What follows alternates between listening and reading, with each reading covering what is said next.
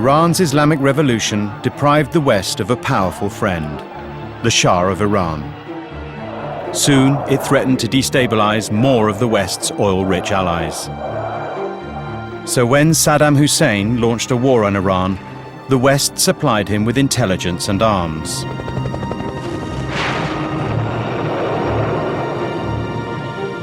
Saddam had chemical weapons, and he used them. The commanders of Iran's Revolutionary Guard inspected the battlefield. من خودم وقتی رفتم تو صحنه بعضی از دور انسان فکر میکرد که این فرد هنوز زنده است، آماده دفاع است، اما نزدیکش که میشدیم میدید که این فرد خشک زده. هر کسی در هر حالی بود، اونایی که درست در معرض قرار گرفته بودند مرده بودند. یکی از پنجره خونش آویزون بود، یکی تو خیابون افتاده بود. Iran demanded that the United Nations act. Et c'était une violation de la Convention de Genève. Les membres du Conseil de sécurité n'étaient pas intéressés à se mettre à dos, n'est-ce pas, le régime de Saddam Hussein. یک چنین جنایت مستمری سالها ادامه داشت و اونها عکس العمل مناسب نشون ندادن، باعث شرمندگی شورای امنیت بود.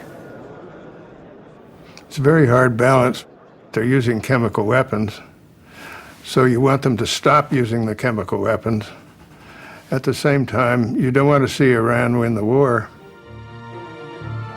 The hatred between Iran and the West had become so strong that the rules that govern how states behave were set aside. In this program, leaders from both sides describe how they made decisions and then tried to undo the damage they had caused.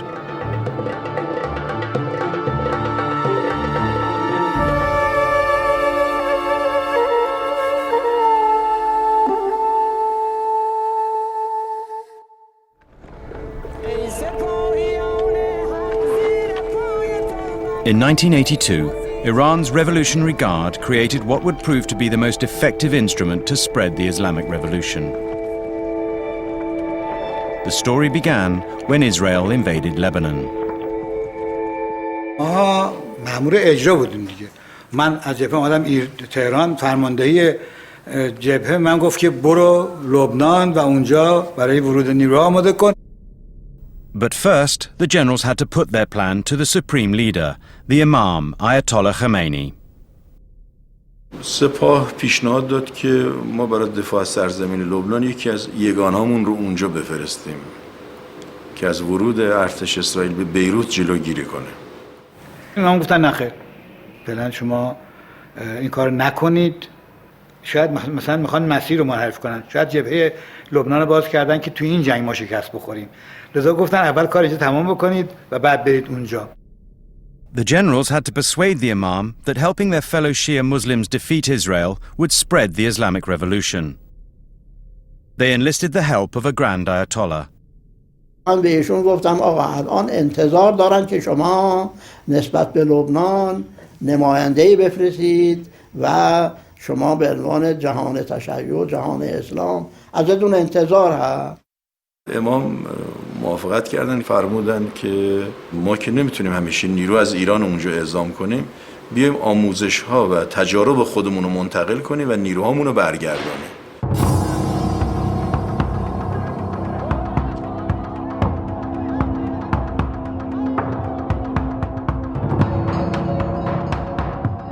اون موقع بود که ما 1000 تا نیرو برده بودیم به لبنان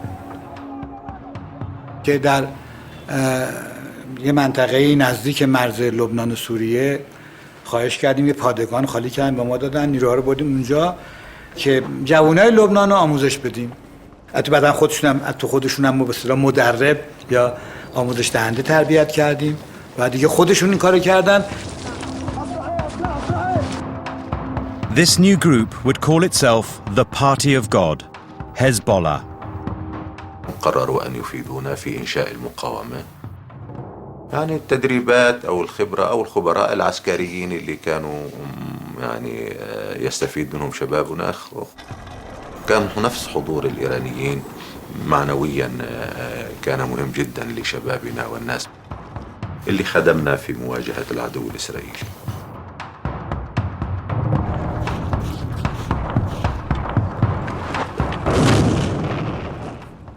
که این کار رو کردیم و این نیروی مقدس و قابل احترام به نام حزب الله تشکیل شد. Hezbollah became the most effective Lebanese fighting force.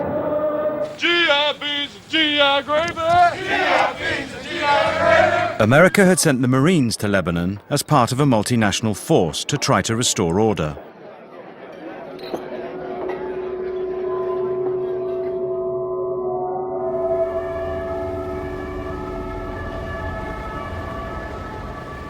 I was awakened at about 2 o'clock in the morning and told that a suicide bomber had bombed our Marine barracks and we lost 243 Marines. At the same time, he was told another bomber had hit a French barracks, killing 58. These attacks shook the leaders of both countries. We woke up the president. It was the low point of the Reagan presidency for me, for the president, and all of us. America had been humiliated 3 years before when Iran seized the US embassy in Tehran. America saw this bombing as a terrorist attack, the largest in its history, and at the hand of Iran. The vice president was dispatched to Lebanon. We're not going to let a bunch of insidious terrorists, cowards, shape the foreign policy of the United States. For 4 months, Washington stood firm. But faced with more threats, the US moved its forces out of Lebanon to ships in the Mediterranean. We knew we had to take the Marines out. So we left, and I think we left with our dauber down. I had to hand it to the French. They left too, but they marched out with their band playing. And خروجها من لبنان يشكل بالنسبة لنا انتصار. A group calling itself Islamic Jihad claimed responsibility for both attacks. But the US and France blamed Hezbollah and Iran. بله ما کمک‌هایی کرده بودیم ولی ما اطلاع نداریم که از همین‌ها استفاده نکردن. ملت لبنان توسط یک ارتش خارجی اشغال شد، برای دفاع از خودش شهید داد. This success in exporting Khomeini's revolution came at a high price. America added Iran to its list of state sponsors of terrorism, which brought economic sanctions, making it harder for Tehran to buy arms. In Lebanon, groups linked to Hezbollah took to kidnapping Westerners. Soon, more than 30 were held hostage. All their governments searched for ways to deal with the problem.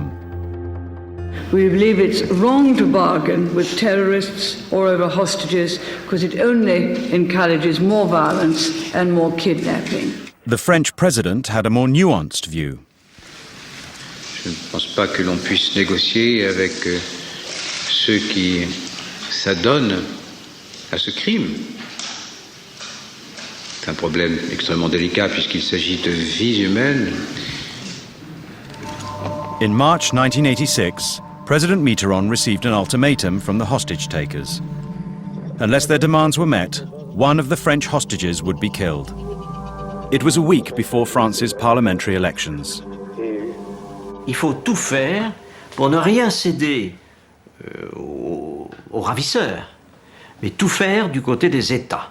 Comme on n'est pas dupe et qu'on sait que c'est l'Iran qui est derrière et qui attise ce contentieux avec l'Irak, donc on va agir sur l'Iran. France urgently needed a back channel to Iran. J'étais donc assis avec mes amis en train de dîner quand la maîtresse de maison vient me dire à l'oreille « On vous demande au téléphone ». J'étais très, très surpris, j'avais dit à personne que j'étais là. Je me lève, je vais vers le combiné, je prends le téléphone et j'entends une voix qui dit « Ici François Mitterrand ». Et je vous appelle pour voir si vous pouvez faire quelque chose pour nous. Eric Rouleau was a former Le Monde correspondent in Tehran. President Mitterrand asked him to use his contacts with Ayatollah Khomeini's inner circle. Je pensais qu'on ne pouvait pas jouer avec les intérêts de la France et la vie de certains Français. 5 days later, Rouleau was in Tehran, a city at war. He went straight to the headquarters of the Revolutionary Guard. از من خواست که در آزادی گروگان‌های فرانسوی تو لبنان کمک بکنم. خب من اول پرسیدم برای چی کمک بکنم؟ اولا ما تو اونا نفوذ نداریم. Vous pourrez peut-être obtenir quelque chose uniquement en disant que le gouvernement iranien souhaite faire libérer les otages français. Il a souri, il m'a dit oui, en effet, nous avons des amis là-bas, nous pourrons... Mais à supposer que nous puissions obtenir la libération des otages, qu'est-ce que vous nous rendrez en échange?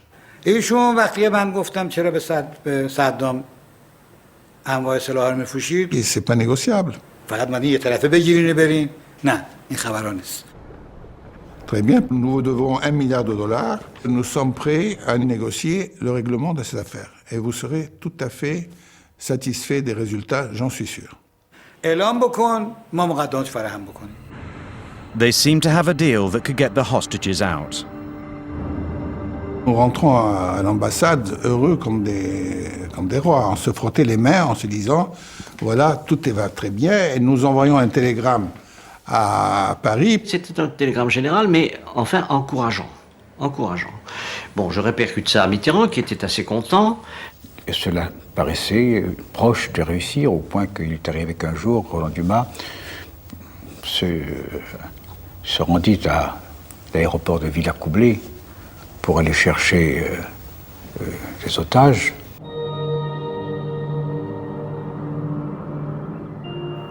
Et vers 3 heures du matin, un coup de fil. On vient me réveiller, on me donne le combiné, et j'ai une voix très sèche au bout du fil. Ici, Rafik Doust. Monsieur Rouleau, c'est terminé. Notre accord tombe à l'eau. Il n'y aura pas d'échange. The explanation lay in Lebanon. فترة انتخابات فرنسية جاءنا من يبلغنا أن المعارضة في فرنسا ترغب أن لا يصار إلى إطلاق رهائن فرنسيين قبل الانتخابات الفرنسية. Rouleau résumait la situation de la façon suivante. J'ai revu mes interlocuteurs iraniens qui nous ont dit que ce n'était pas possible, que le marché ne tenait pas. Là où vous nous offrez 10, vos concurrents, c'est-à-dire l'opposition française, nous offrent 100.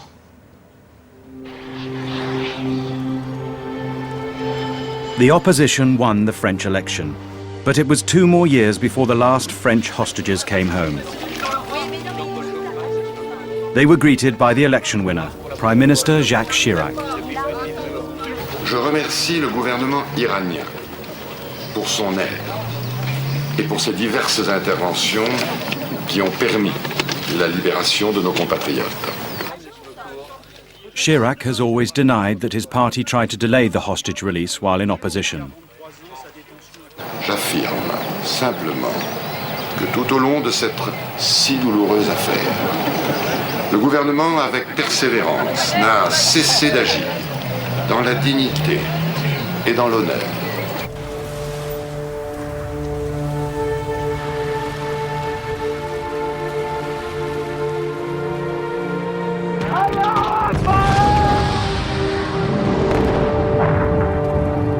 It was 1988. Iran was still mired in the war with Iraq. A year before, the UN Security Council had passed a ceasefire resolution that had been accepted by Saddam Hussein. But Ayatollah Khomeini would have none of it. ما بادی جنگ نبودیم، ما بعد از اینکه به اون حمله کردن دفاع کردیم، حالا هم در حال دفاع هستیم. دفاع معناش این نیست که تا اون گفت که یالا دست بده من با هم صلح بکنیم ما رها کنیم. Hashemi Rafsanjani was Khomeini's most canny political advisor. He had been put in charge of the war effort. بله خب جنگ به جایی رسیده بود که طرف ما چراغ سبز گرفته بود به هر جا و هر نحوی که میخواد برخلاف مقررات بین المللی عمل بکنه. امکانات هم به او میدادن.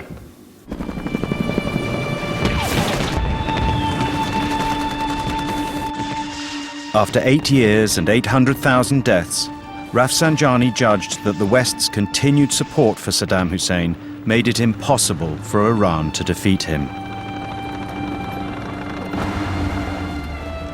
He had to devise a way to make Khomeini accept the need for a ceasefire. ما فرماندهان نظامی رو جمع کردیم، بحث کردیم، شرایط جنگ مطرح شد. ما گفتیم با شناختی که از صدام داریم همه عراق رو هم بگیریم، این بغداد دستش باشه این میمونه. گفتیم ارز نداریم، ایشون گفتی اینو خودتون برید یه فکری براش بکنید، ولی باید جنگ ادامه پیدا کنه. Rafsanjani asked the generals what they needed to be absolutely sure of toppling Saddam. یک لیست امتیازاتی امکاناتی تهیه شد. تعداد زیادی هواپیما، تعداد زیادی تانک، تعداد زیادی موشک، تعداد زیادی ضد هوایی.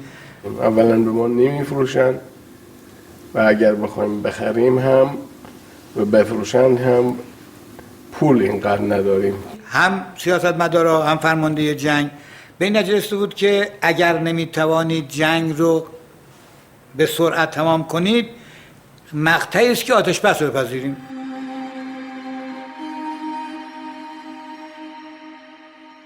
Rafsanjani prepared to put the case to the Imam. He spent nights pacing the battlefield. احساس شد که برای ایشون سنگینی که اعلان بکنن با شعارهای قبلی که مخصوصا گفته شده بود اگر 20 سال هم طول بکشه ما ایستاده ایم. When he called on the Imam, he took a chance that might have ended his career.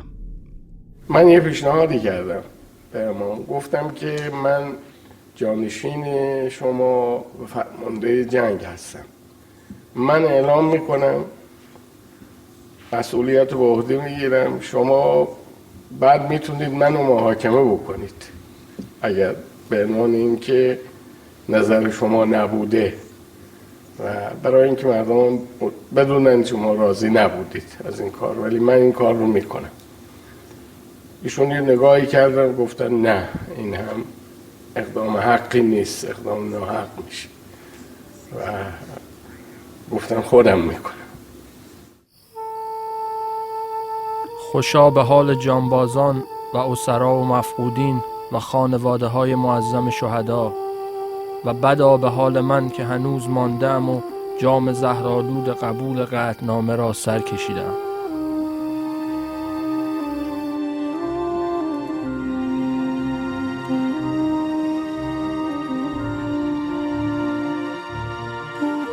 Less than a year later, Khomeini was taken to hospital with stomach cancer.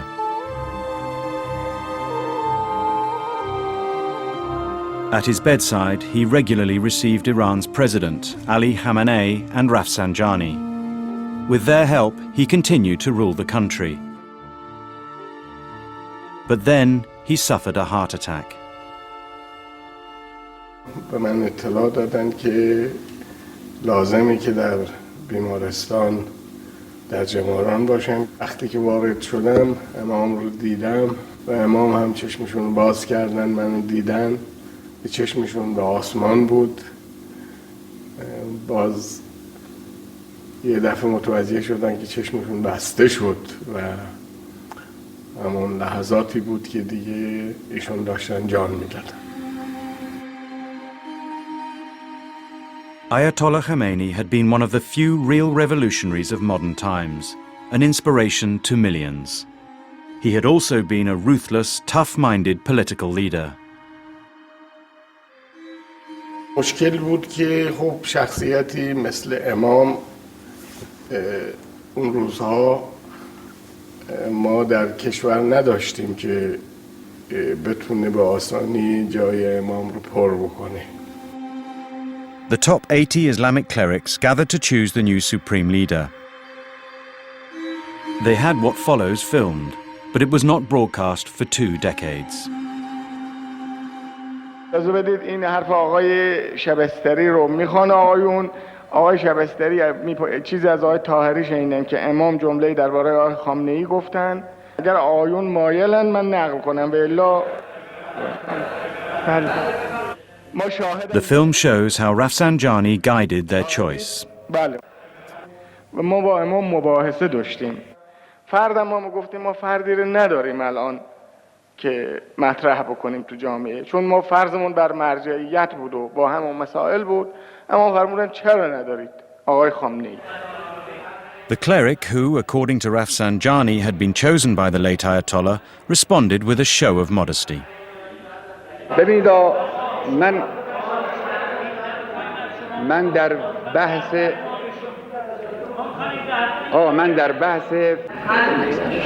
من به هر حال مخالفم.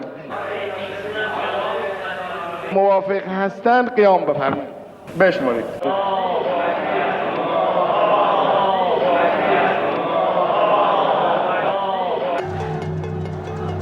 The next day, Ayatollah Khomeini was buried.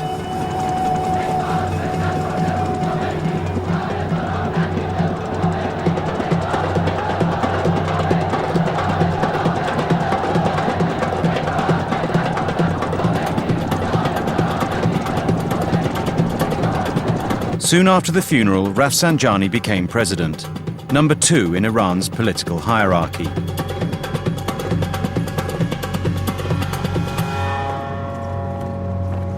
America also had a new president. I, George Herbert Walker Bush, do solemnly swear.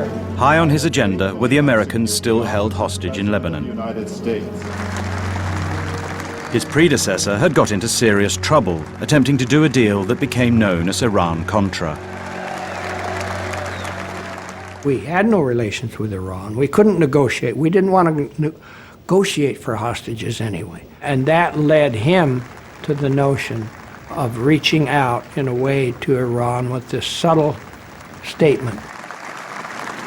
There are today Americans who are held against their will in foreign lands, and Americans who are unaccounted for. Assistance can be shown here and will be long remembered. Then the president delivered a carefully crafted phrase. Goodwill begets goodwill. It was a signal. It was a gesture. You do something nice for us, and we'll do something nice for you. Iran's new president appeared to be on a similar wavelength. ایران این آمادگی رو داره با اون کشورهای از غرب که آمادگی داشته باشند که سیاست برخورد مساوی و بدون باجخواهی و توسعه طلبی و انحصار طلبی با اینها کار بکنه. It looked like a moment of optimism. Then, hostage takers in Lebanon released a video. Colonel Higgins, who was an American colonel, had been in the UN Observatory Force and had been taken, and there were pictures of him released hanging. And it were just dreadful pictures. It was a searing experience. The president feared for the lives of the other hostages. I think the world is familiar with our policy, but there will be nothing that will be done ever that will create a new incentive for taking somebody else hostage. But I feel a burden of going to every end possible to try to get the return of these Americans to their loved ones. Un coup de téléphone de monsieur le président des États-Unis, George Bush, père. Et alors il m'a dit sa préoccupation, son angoisse presque de la situation des otages. We explained to him we couldn't pay, we were not prepared to negotiate, but we wanted help to get our hostages back. Le président serait disposé à faire certaines concessions aux Iraniens, mais à condition que ça n'implique pas une négociation ou une intervention directe des États-Unis he said he had somebody that he used with Iran and with Hezbollah and could do it very quietly and very subtly.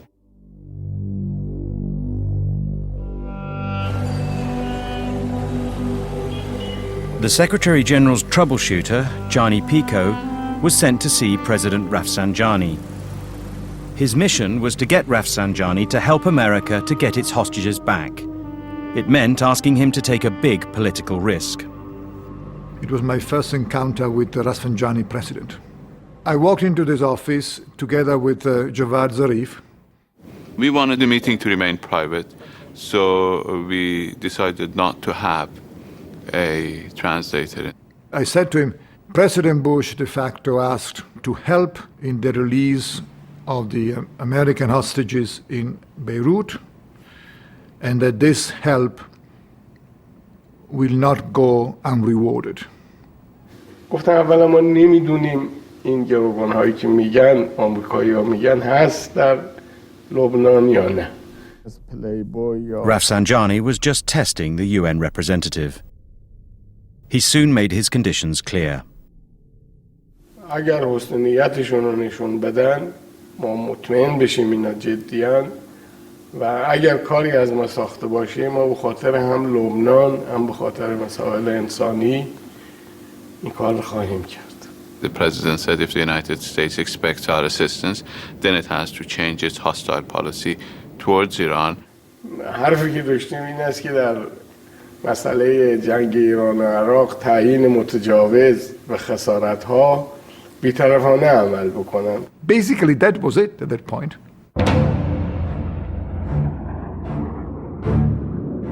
Neither the US nor Iran was yet ready for reconciliation.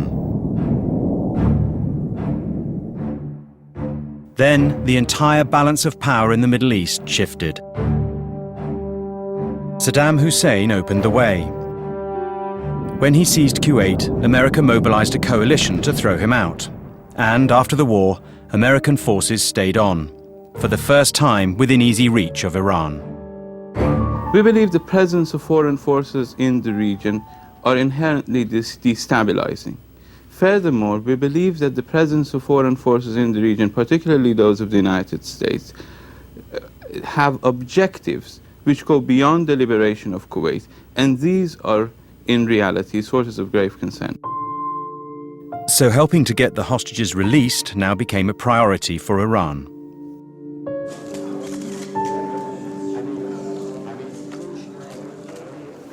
دبیر کل سازمان ملل و همراهان آمدند. برای اینکه موفق بشیم باید امریکا حسن نیت داشته باشه. وعده های آمریکا که به ما میده حسن نیت آمریکا برای ما ثابت نیست، چون آمریکا در طول این 10 سال خیلی با ما بدرفتاری کرده و خصمانه عمل کرده. Président Rafsanjani m'a rappelé que les États-Unis devaient de l'argent à l'Iran, produit de la vente qu'ils n'ont jamais reçu, des armes pour le gouvernement précédent, le gouvernement des Shah. Alors je lui ai dit que j'évoquerai cette question avec le président Bush quand je le rencontrerai. Rafsanjani summoned the commander of the Revolutionary Guard. آقای هاشمی به من گفت که چیکار میشه این کار؟ میشه کاری بکنیم یا نه؟ من یکی از فرماندهان سپاه را فرستادم لبنان.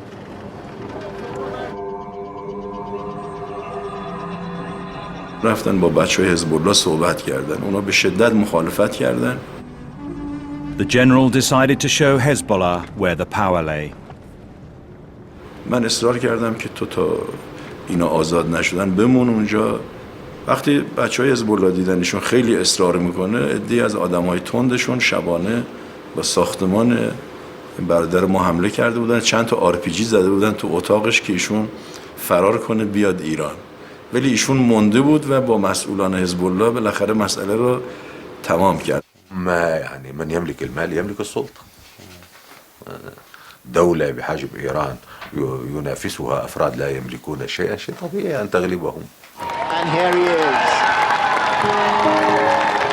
What a moment. Coming the steps with his father. Over the next 2.5 months, one by one, the hostages were released. The last one out was an American reporter who had been in captivity for 6 years. Mr. Anderson, your freedom is a victory for all. Welcome back. Thank you, sir. I'm very grateful to you. When Terry Anderson was released, the president said, you know, it lifts a huge burden, not only the human part of the hostage, but it overshadowed everything we did on the Middle East. And suddenly that cloud was lifted. We wish you a Merry Christmas. Hostage taking is hell on a human scale. Now Iran waited for America's side of the goodwill deal. The Iranians start calling me and say, well, you know, what's happening? What's happening? We are in a difficult position at home. They say the president has helped the Americans, and now where is the thank you note? Johnny Pico said the Iranians are expecting a gesture. And he said, we've got to be fair because I promised them. And I said, Johnny, I will try. I sat down with the National Security Council principals and we discussed it, and I said, we have a commitment. And the president was sympathetic to me. The problem, as I told General Scowcroft in that meeting, was the Iranians were now deeply engaged in other acts of terrorism that made it very, very hard to do anything to improve the relationship.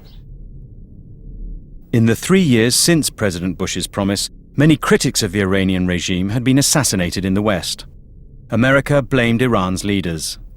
And the Supreme Leader had issued a fatwa calling on all Muslims to kill the novelist Salman Rushdie. When we said goodwill begets goodwill, we did not say, if the Iranians release the hostages no matter what else, we are going to respond favorably. We said goodwill would beget goodwill. Well, doing other acts of terrorism is not my definition of goodwill. Everyone else said Iran is behaving so badly in so many different ways that now to reward them by lifting some of the sanctions we had or making trade deals or some of the things that would have that the Iranians would have wanted is just impossible for us. And I lost the argument. وقتی که آمریکایی‌ها درست عمل نمی‌کردن به وعده‌هاشون کار ناقص می‌موند. Rafsanjani's gamble had not paid off. For his remaining 5 years as president, he made no further attempt at political reconciliation with America.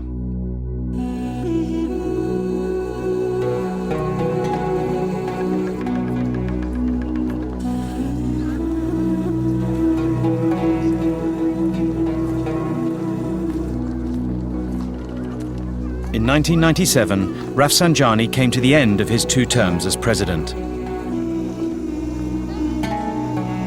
The Supreme Leader and the establishment had chosen a candidate, and they were used to winning. But some sought an alternative.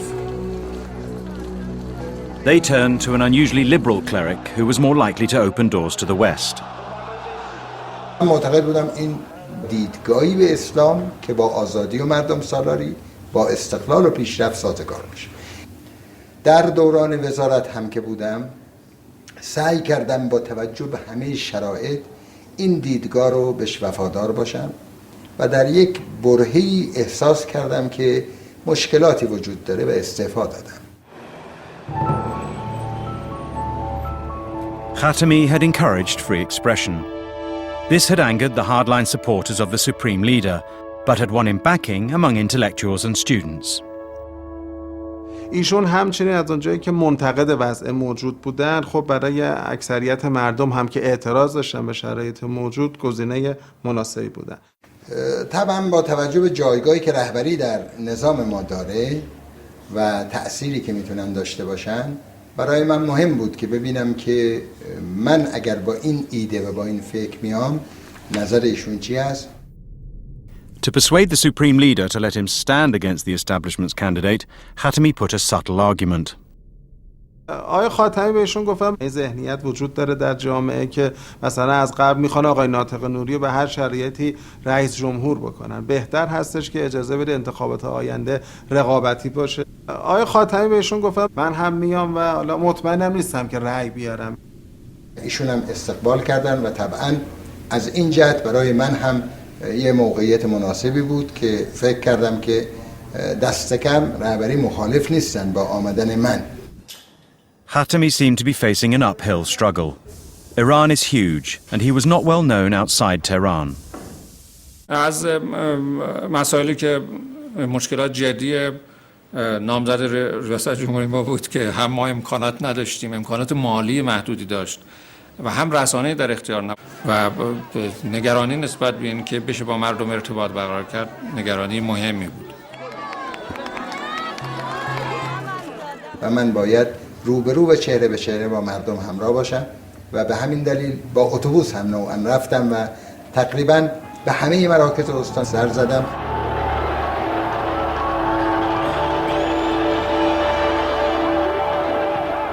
مردم برای اولین بار با کسی که میخواستن بهش رأی بدن ارتباط مستقیم پیدا میکردن. برای خود منم تعجب آور بود در همون دیدارهای اول استقبال مردم و احساس میکردم که مردم یک نوع تغییر و یک نوع تحولی رو طلب میکنن.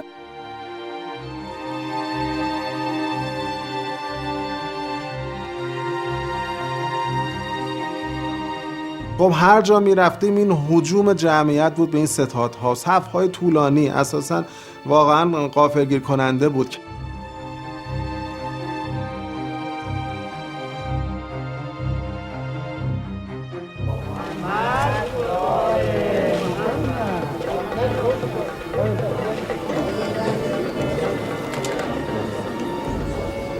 Khatami won by a landslide, large enough to make him feel he could challenge the core of the Islamic Republic's foreign policy.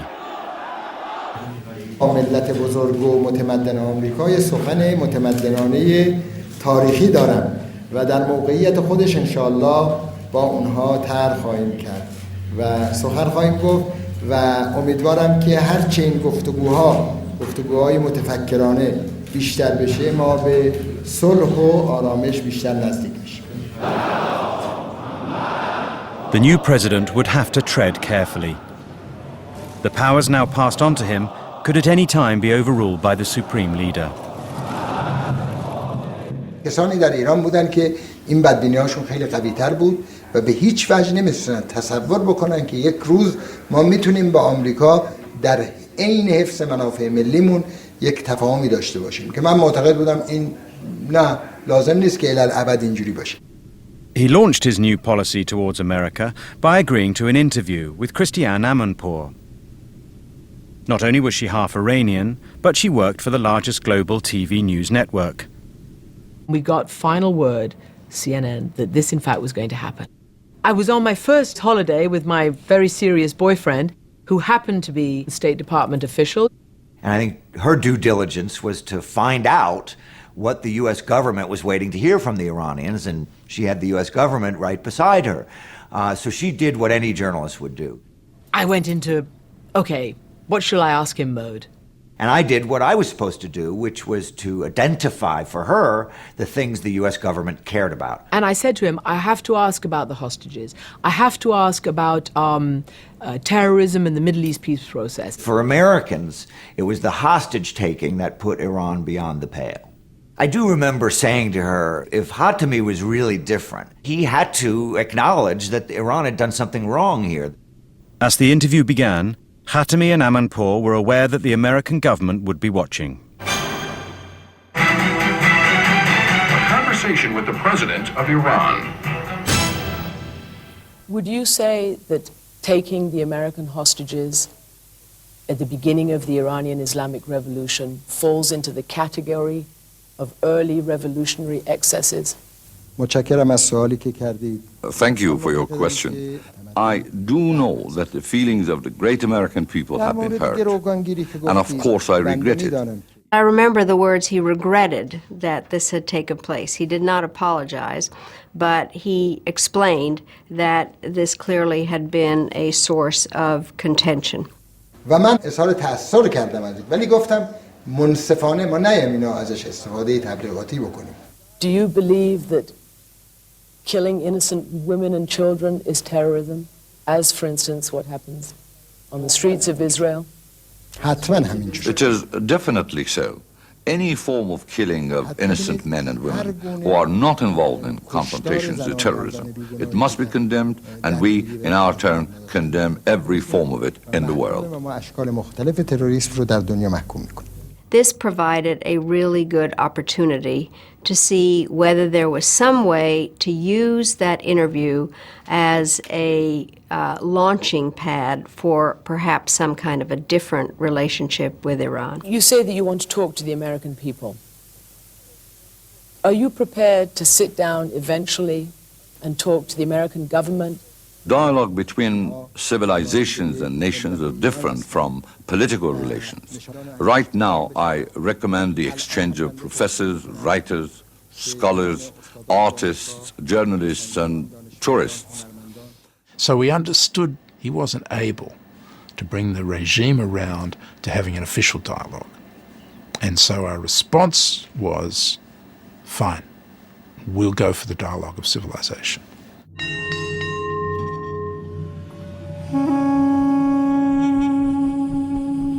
The dialogue of civilization began with wrestling.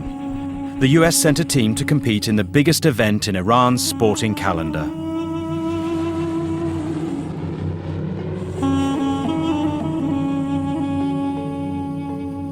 On the plane over, gave us a briefing, kind of told us our do's and our don'ts. You know, we couldn't walk around in shorts with our shirts off. We couldn't shake hands with the women. Just no political stuff.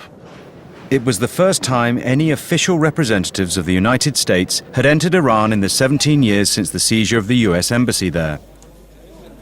When we landed there late at night, we all looked at each other and gave a big sigh. Well, here we go. How do you feel about coming to Iran, please? I feel excited. What do you think about the Iranian team? They're good.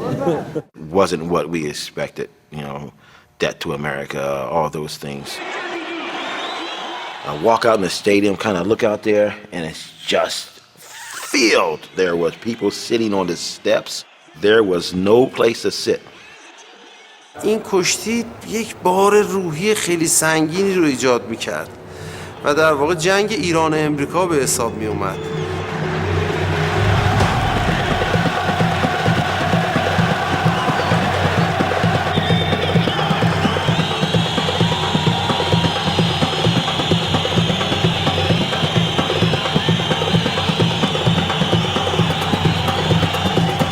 ولی کشتی 3-3 تموم شد. امتیاز اون مساویه و باید وارد وقت اضافه بشیم.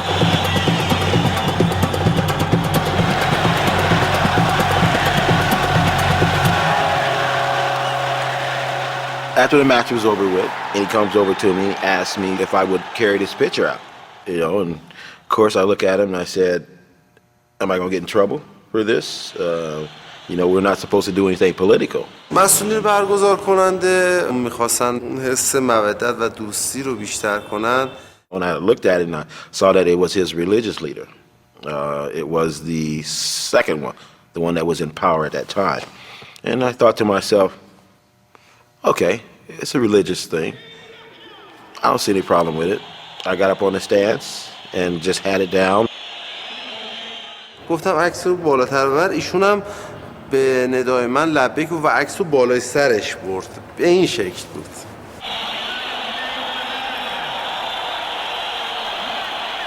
So I held mine up in the air. You know, we both had it up in the air and the crowd just went crazy.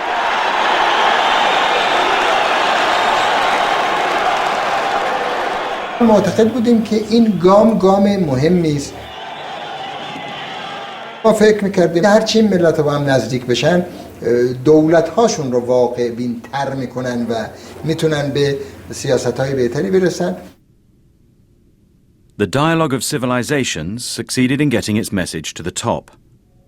But before dialogue between the states could begin, another allegation that Iran had sponsored terrorism had to be dealt with.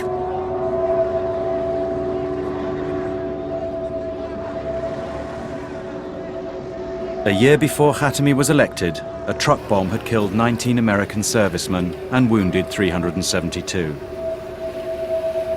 I thought, as soon as I heard the news, that I had to consider going to the scene. So I diverted my plane to Saudi Arabia and I visited the site. And there was this building with the whole front of it just sheared off, so you could see into all the rooms. Floodlights were illuminating it. It looked like a terrible movie set of devastation.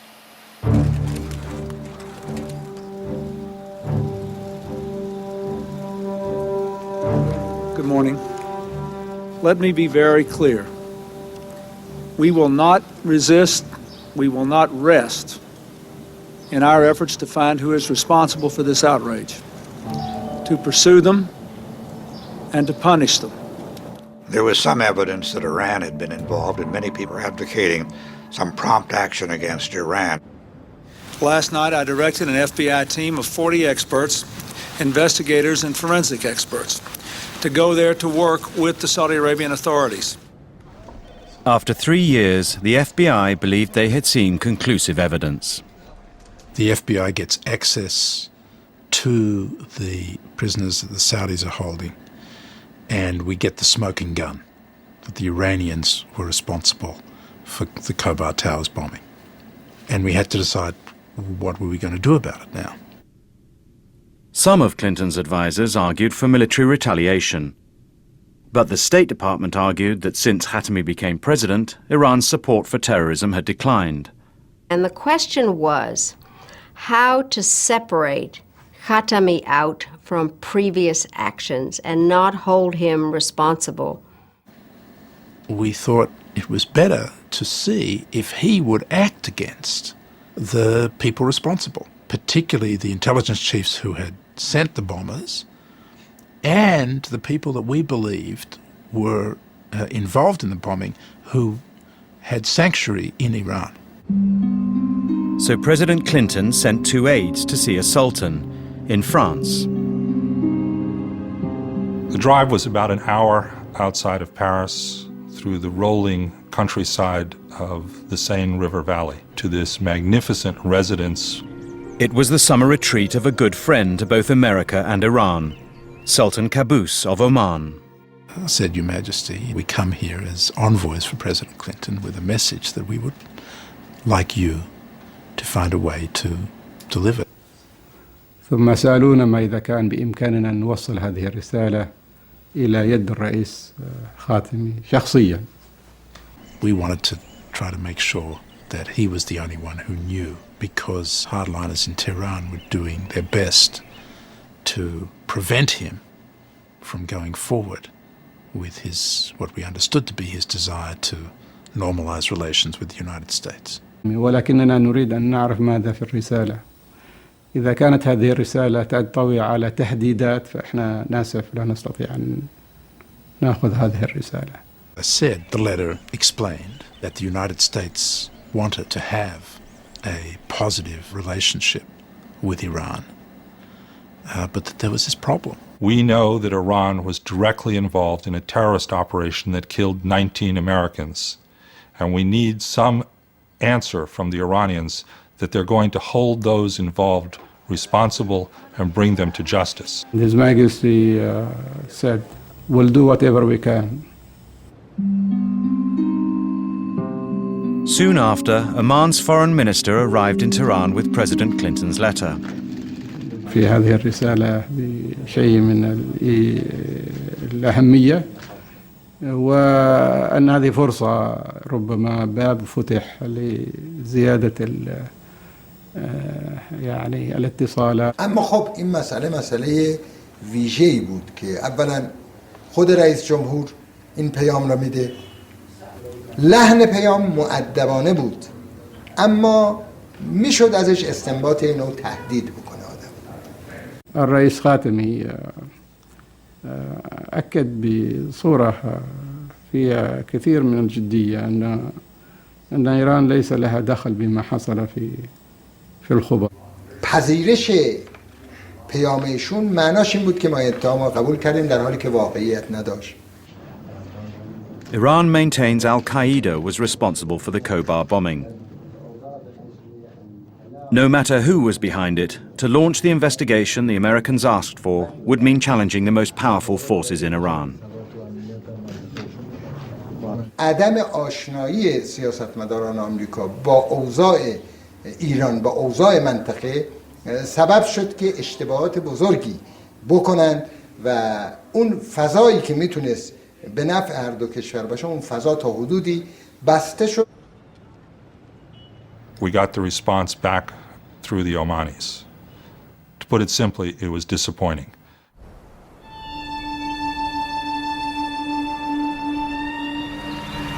But there was one place where American and Iranian interests coincided: Afghanistan. The dominant force there, the Taliban, was Sunni Muslims violently opposed to the Shia, the ruling group in Iran. طالبان احساس یعنی ایران رو دشمن خودش میدونست و این اسلامی که در ایران بود قبول نداشت. وجود طالبان در شرق ما یک تهدید جدی استراتژیک برای ماست. In August 1998, the Taliban were laying siege to the northern town of Mazar-e-Sharif.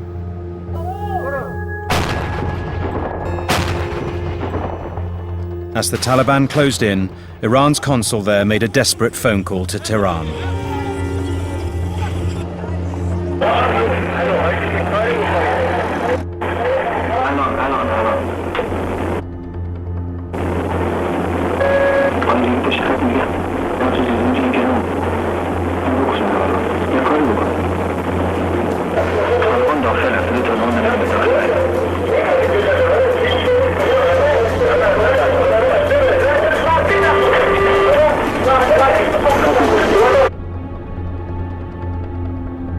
The line went dead.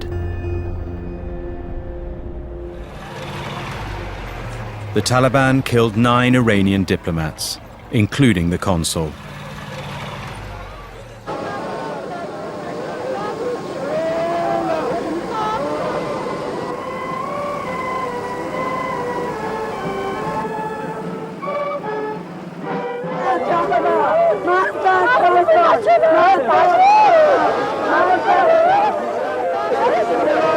جنایت سازمان یافته این رفتاری که نسبت به نمایندگی جمهوری اسلامی ایران و دیپلمات‌های ایرانی شده بود توهینی به ملت ایران بود، نه تنها بعضی از نظامیان بلکه بخشی از سیاسیون معنای واکنش رو فقط در چارچوب نظامی می‌دیدند. Iran prepared to avenge its murdered diplomats. We understand that Iran has deployed significant numbers of troops and equipment on its border with Afghanistan. So clearly this is a matter of serious concern, and it's something we're watching extremely closely. تصور ما بود که عملیات نظامی مفهوم نداره، نباید انجام بشه. بنابراین توجیه کننده بود که ما به سمت واکنش و به سمت جلب توجه جامعه بین‌المللی بریم.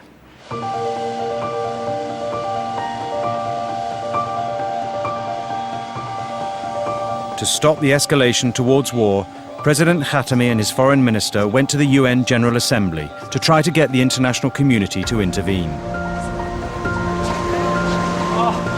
My friend, how are you? The UN Secretary General already had a working group on Afghanistan. It was the only place where the United States and Iran had official contact. Kofi Annan called me up to say that perhaps it was a useful idea during the General Assembly to have this group at ministerial level, which meant that I would be in the same room with the Foreign Minister of Iran. معتقدیم که یک راهکار مناسبی بود برای حل مشکلات. ما را به گام‌های بعدی که حتی به حل مسائل دو جانبه هم برسونه نزدیکتر بکنه. I was very excited about the possibility of having some kind of a breakthrough because this was also the first time anybody at a ministerial level had met with the Iranians. I went to my side of the table and I smiled nicely. Secretary Albright was trying to break the ice. The Iranian foreign minister had been UN ambassador just the way she had been UN ambassador. And in her opening statement, she made a remark to the effect that, isn't it nice that diplomats can go from UN ambassador to foreign minister? No reaction. I thought maybe the translator had not done it right, and so I said it again. She said, some of us have been here and now we're foreign ministers. Now, I knew that he looked different, but people change, you know. I lost weight. And so I turned around to my bank of experts and I said, is this Kharazi? And everyone kind of shrugged their shoulders because we had left the expert outside the room because everybody wanted to be in the meeting and we only had 5 seats. And we actually didn't know who was the foreign minister or whether this leader of their delegation was in fact the foreign minister. I started making a statement, presenting the views of Iran and also noting the areas where we had similarity of interest. Kofi Annan said, isn't it nice that the deputy foreign minister of Iran was able to join us for this meeting if the foreign minister couldn't? And all of a sudden, I turned around to the guys behind me and said, yeah, now we know. We walked out of the conference and Secretary Albright began yelling at all of us. How could this have happened? Why didn't we know the Iranians were going to double deal us? Why didn't Dr. Kharazi attend this meeting? Well, Dr. Kharazi was occupied with the president. As you know, the president has a very heavy schedule and he expressed his regret that he did not attend the meeting. ما فکر می‌کردیم بهانه‌ای بشه برای کسانی که بدبین‌تر از من هستن به مسائل و فکر می‌کردم که باز اگر ما از سطح پایین‌تری کار رو شروع کنیم شاید موفق‌تر باشیم. Certainly people who expected a ministerial turnout were disappointed. But the meeting wasn't bad, the meeting was constructive as far as Afghanistan was concerned. The Americans used their influence in the region to rein in the Taliban. President Khatami halted the march to war. As he rose to address the General Assembly, delegates had a chance to see Iran's foreign minister and his deputy, and to work out which was which. کوشش صادقانه برای مبارزه با تروریسم در تمامی اشکال آن و از جمله تروریسم دولتی یکی دیگر از نکات مورد اهتمام جمهوری اسلامی ایران است. باید برای ریشه‌کن کردن حقیقی این پدیده شوم همراه با مبارزه با عوامل فعلی آن از طریق همکاری جدی و شفاف بین المللی در راه تحقق عدالت در جهان کوشش کنیم. The President's offer of cooperation against terrorism would soon be put to the test.